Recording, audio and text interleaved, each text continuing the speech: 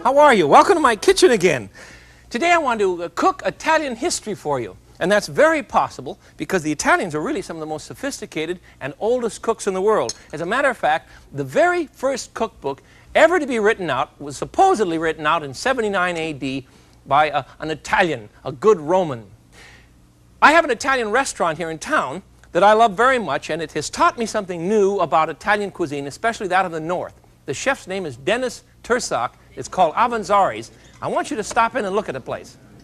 Dennis, I can't believe all the pasta. Where do you buy so much fresh pasta? We roll it all here every day, fresh. You roll it? Yeah, every day. How do you have a machine or a small hand cranking machine? You hand crank? Yeah, all of it. You hand crank all this pasta? Yeah. We make about 8 different kinds. Fettuccine, angel hair. Angel hair. Look at this. Look at this.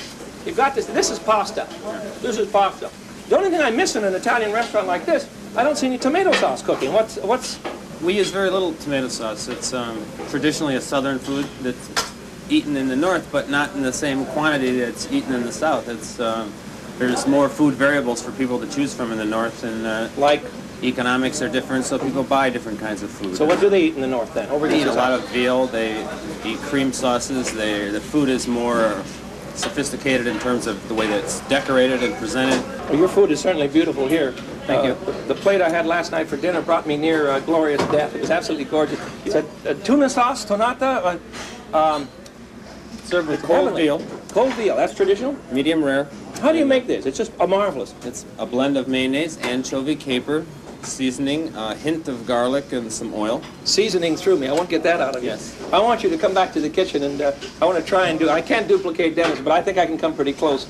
So we'll leave Avanzari's and hit my kitchen, and I'll try it for you.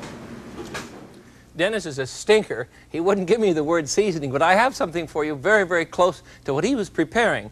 Now notice this was a white sauce, and that's very typical of the northern regions. Where's the tomato sauce? You know where the tomato came from? The tomato came to Italy from this country. Actually, it came from South America, finally into Europe, and then it came back with the colonists to our country. So we're celebrating a sauce that's really very recent in Italy and practically unknown in the north. Who invented pasta? Spaghetti? Was it the Chinese? No. We found in the ruins of Pompeii, which predate Marco Polo's trip to to China, a spaghetti machine, which means that Marco Polo found pasta in China, but when he came back to Venice, the northern region, he knew nothing about the fact that the Italians in the south had been eating pasta for a couple of 100 years. So the Italians and the Chinese invented it quite independently of one another. You see, eating Italian history is a great deal of fun. The fellow that wrote the first cookbook in history, Apicius, in Rome about 79 AD, lists all kinds of marvelous sausages and spicy meatloafs and great vegetable dishes. So Italian cooking, you see, has always been rather sophisticated, at least among the upper class. So let me show you some dishes today that are really very, very old, starting with a little bit of piggy, for instance. Pigs were very popular in Rome. And we'll come on to our time. And then finally we'll end with two dishes that we brought to Italy from America. One being corn. They'd never seen corn. And it was a polenta that they love now. And, of course, the tomato. Let me show you. The first dish, though, is a dish called a pork piccata. And the term piccata simply means sharp. So we're gonna cook a bit of pork, and it'll turn out sharp because we're gonna put a lot of lemon juice on it, that sort of thing. So let's take some very thin slices of a pork roast, and we're gonna pound them out a bit. That one's not quite. There we go. This will be a little bit better here. You know, that's too fat. Let's try this in. This looks better. There we go. That looks much better. All right. I don't wanna spend too much time eating fat. You know what I mean? Now I'm gonna pound these out, and I'm going to use you can use a 2x4 if you want, for heaven's sakes. You've seen me do that. It's easy to do. I want to flatten these out with a meat pounder or you can use a wooden hammer. I have a friend who uses a rubber mallet. He runs an auto wrecking yard, and he has a rubber mallet around. Works fine. See what happens? Just smack them out. Whoops, that one's stuck. All right. In the meantime, we want to make these very, very thin, you see, so that they'll cook quickly. You don't want to overcook them. What? You're not overcooking pork? Well, of course not. We cook things too slowly in this country in terms of pork. You don't have to worry about that. At least not as much as we've worried in the past. Now, let me get some olive oil in my pan. It's very, very hot. And we'll give it a bit of oil for seasoning. I have a good hot frying pan, rather large size, you see, because this stuff is going to be large when you put it in, but it's going to shrink up very quickly in the preparation for a pork piccata. And we're going to flour our pork, you see, and then lay it in the old pan. And these will cook very, very rapidly, so you're not going to have to worry about them. There we are. You can also, the traditional dish, of course, you remember Dennis mentioned that, the traditional dish is with veal. But I cheat and I use pork because it's, good Lord, what, a fourth the price? And if you buy lean pork, you can get by very easily. And it'll make a lovely meal for yourself and your dearest friends and your kids. My sons love this dish. One night we had 17 people in, and my two boys, 12 and 14, stood in the kitchen and pounded pork and helped me prepare it for all of their friends. And I think that's a marvelous thing to do for your friends. There it is. That'll take just a moment to cook. In the meantime, let me tell you how to prepare the sauce. We'll get everything ready for it. And this sauce will be an easy one to do because it kind of makes itself in the pan. You know what I mean? No, not like gravy train. Stop it.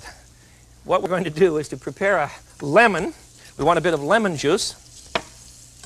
And we also want to prepare a bit of caper. Capers, you remember, are these tiny little seeds that taste very much like a nasturtium. And you can buy, I have very tiny ones here. They're expensive, and you can avoid these if you'd like in terms of, avoiding your high costly dish. You can remove them, and the dish is still going to be lovely. No problem. Those are ready to turn. It doesn't take a long time, does it? Of course, I have a very hot stove here. There we are. See, they're just beginning to brown, and that's really all you want. Lost one.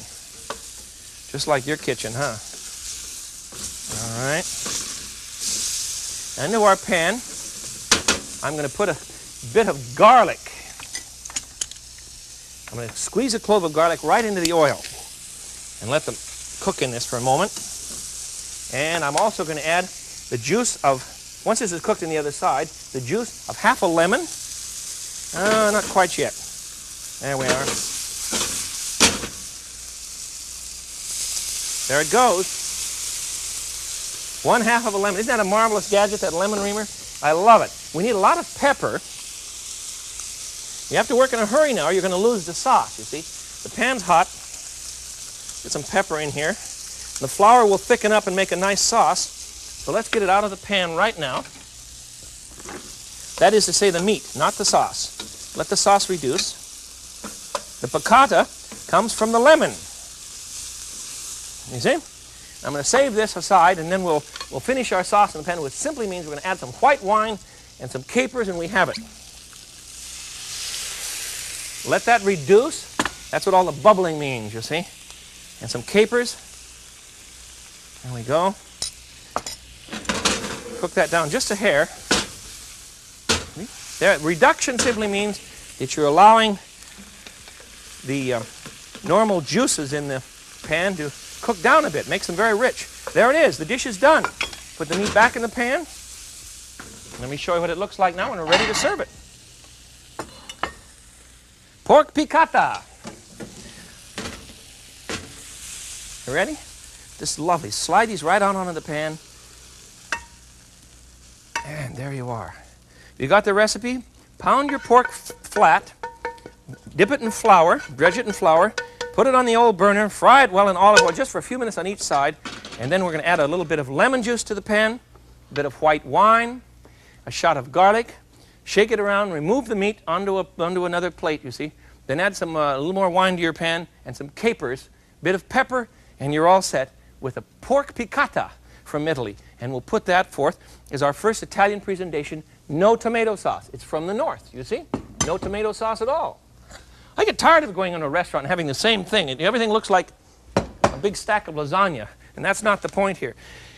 I have an aunt in Brooklyn. Actually, she's my sister, my wife's aunt. That's who she is. Susie's her name. And she's an Italian in Brooklyn, and she has a marvelous recipe for something she calls peas and macaroni. Sounds plebeian, doesn't it? But watch this. It's really very, very good. First of all, she puts a bit of oil and garlic into a pan. I'll do that right away for you here. A little bit of olive oil and a shot of garlic in a preparation for peas and pasta. Peas and macaroni. A marvelous vegetable dish. No tomato sauce again. You see, it's almost as if you and I have not arrived in Italy with our tomato sauce yet. Haven't gotten over there.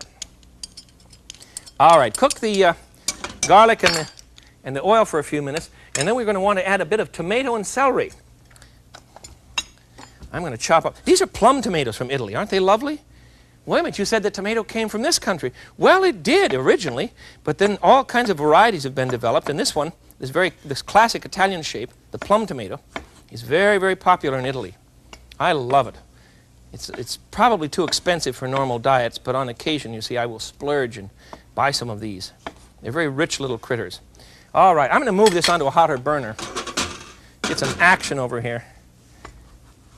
You might want to do the same thing that I've done. I've jacked up one burner on my gas range so that it really gets good and hot. And you can do that by calling the gas company and simply telling them that you want to move up one burner. You can do this in your normal household. But remember, if you have only 4 burners on the stove, you have to think hard about which one it is that you want to have extra hot. You may put it in the wrong place, and you'll begin burning things. I need a bit of celery for Aunt Susie's recipe for pasta and peas. And we'll cook that for a few minutes until the tomatoes collapse. And then we're going to add a bit of frozen peas. So I want to get a platter out now, and we'll get some pasta on it. I've pre-cooked my pasta. My pasta is all ready to go. So all I need to do is to put some in a basket. And then we'll dip it into boiling water and have it ready to go on our platter. Have you tried that trick? Works very well. Works very well. Alrighty, here we go into the kettle. We better put the peas in first, huh? Let's put the peas in our pan first. These are frozen peas. We're going to add them to tomatoes and celery. You would cook this much longer than I have, of course, so that you'll get a nice blending of flavors. But I don't want to bore you with time today. I want to cook some good things for you. I have in my pan now garlic and oil. I sauteed some tomatoes and celery. Then I add some frozen peas. And I cook this whole product about 10 minutes until it cooks down a bit and the flavors blend, you see. Then I would serve it over hot pasta. And when it came to the table, it would look like this. There. Is that a quick and easy method? Here we go with the pasta sauce now. Enough room here to work. Burn my hand off. Peas and pasta. You know, it's very common in Italy to use beans or peas along with pasta, to put 2 starches together. Kind of strange, but it's common in Italy in the north. And I think it's a lovely idea. You and I should do more of it. All right, you get that one? Peas and pasta, we're ready. Let's continue with another. We'll go on for a long time today. The next one I want to show you is a tuna sauce, which there's a sauce that Dennis mentioned.